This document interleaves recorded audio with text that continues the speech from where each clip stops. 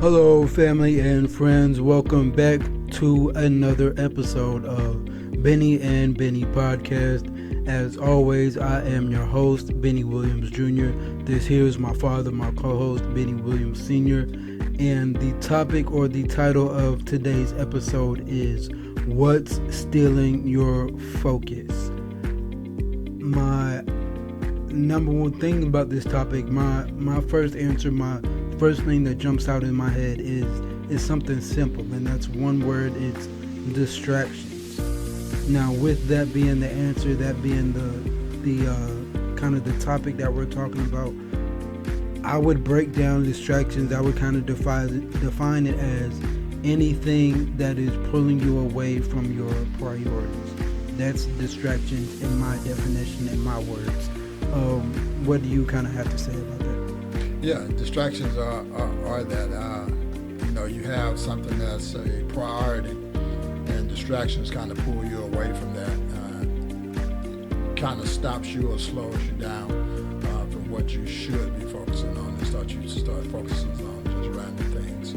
Yeah, for sure, 100%. So with that being said, in today's world, in this environment that we have all types of distractions, all types of things that are throwing off our focus or taking away the things that we should be prioritizing on. And some of the things that, again, pop out of my mind immediately are the phones that we have. I think the phones is kind of the number one distraction for so many people.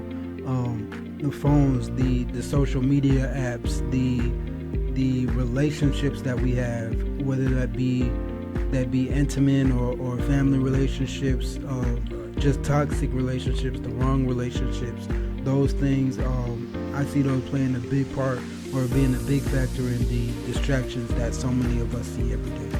Yeah, so I mean, with technology today, I think the biggest distraction, at least for me, and I think for the majority of the people, is this thing right here in my hand. Perfect example of that is when we was filming that last episode.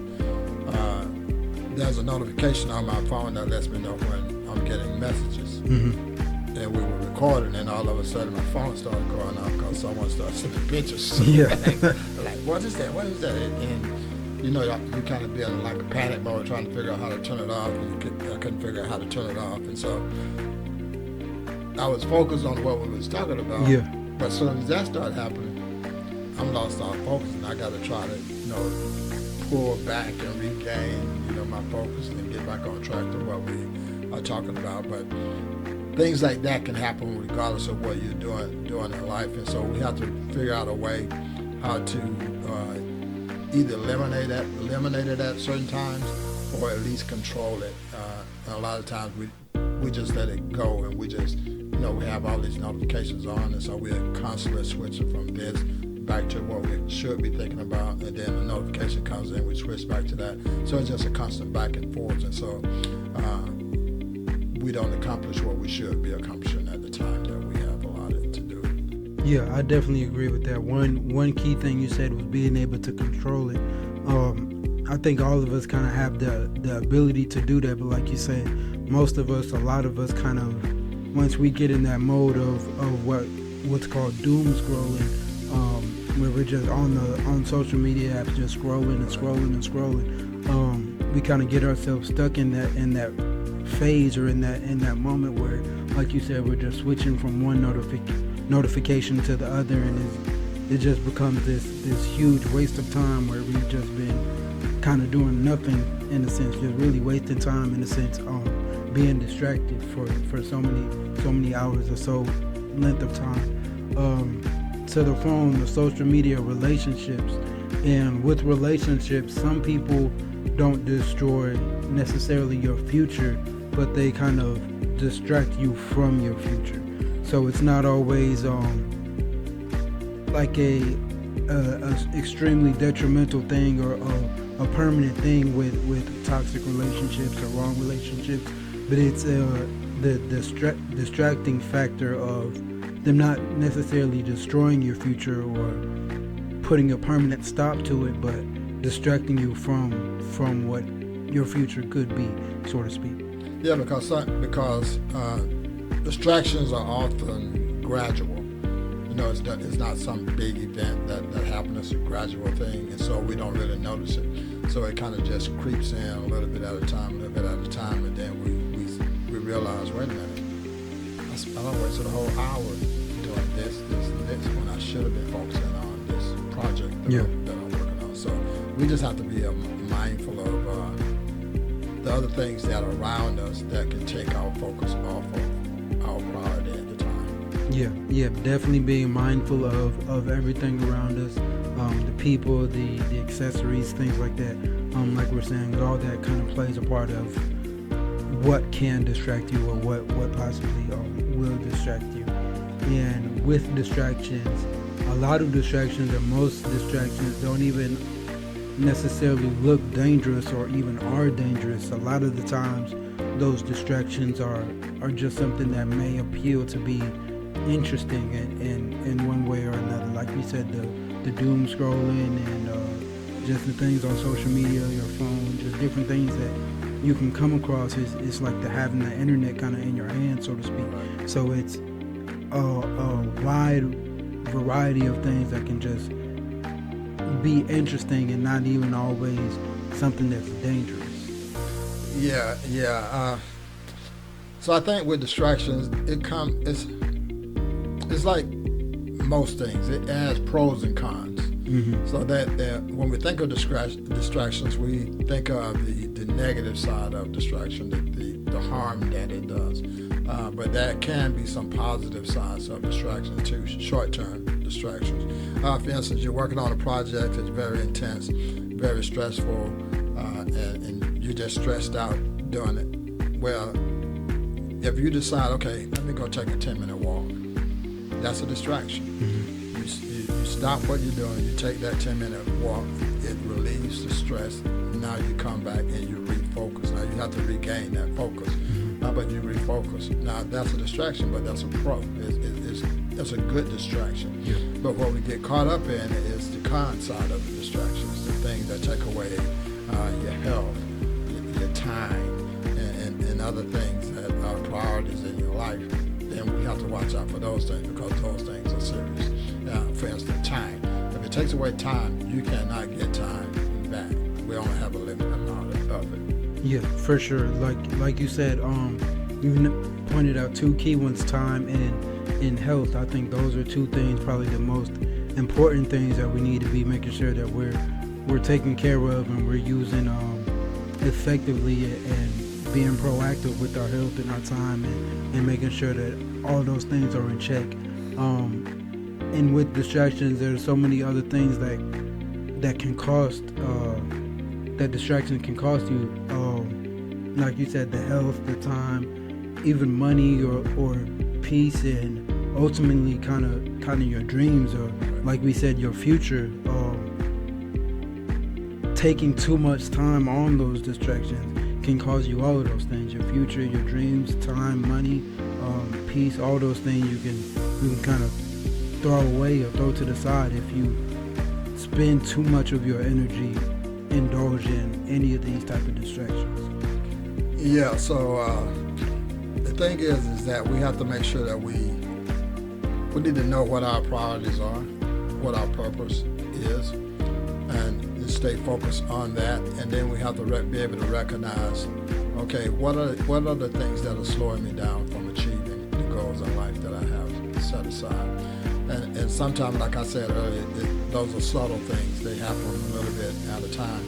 And not only is it the phone that does that, but oftentimes it's just people in general that does that, because they take up your time. They're constantly interrupting you with different things, and then you give them that time.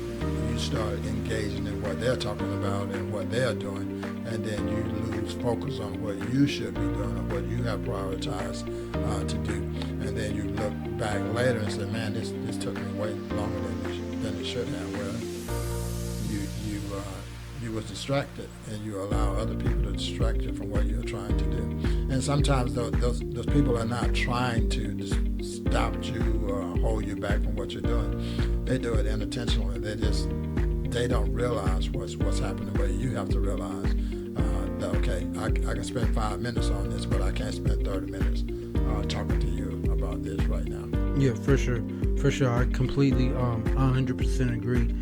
Being able to identify whatever distractions, being able to identify your priorities, where you need to prioritize your time, prioritize your energy and things like that. Being able to identify those things is key, because with your purpose in dealing with distractions, you don't necessarily lose your purpose overnight. It's kind of something that you will lose sight of, kind of one distraction at a time.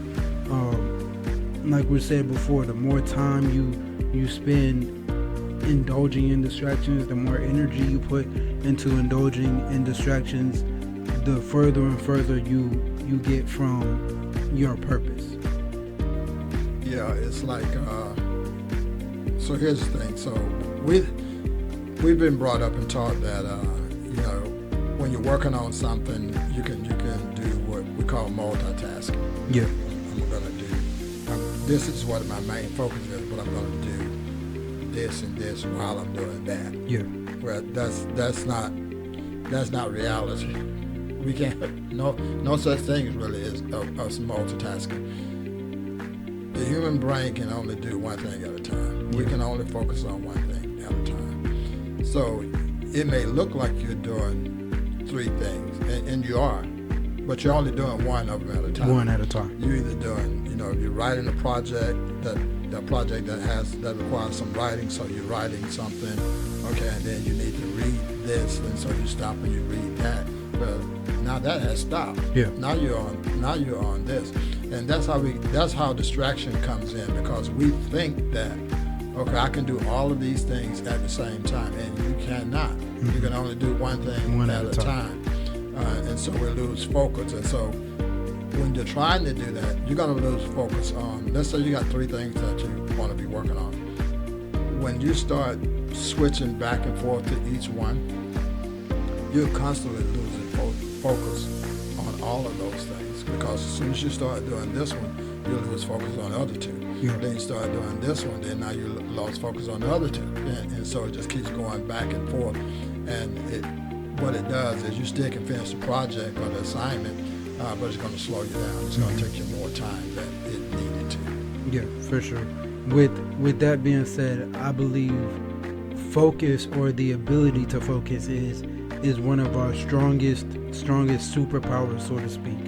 But what I want to ask you is, with focus being one of our most prominent superpowers, when we find ourselves kind of losing track of the purpose, or kind of getting distracted with distractions, how do we go about regaining that focus?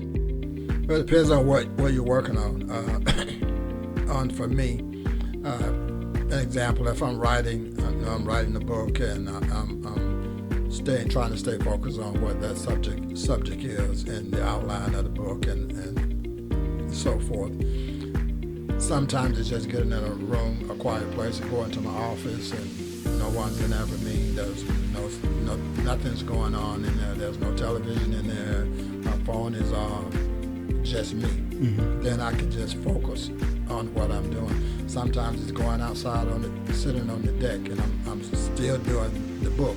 I'm still writing it. I can hear the birds and things like that, but that's just a calming effect. Mm-hmm. It doesn't distract me from what I'm doing. And sometimes I can hear background noise and still stay focused on what I'm doing, because those things just, like I say, it's a calming effect. It relieves the stress that the concentration may cause. And so I think it's different for different people, depending on the project. One thing that you have to do is shut this thing off. Yeah, for sure. You don't have to cut it off completely.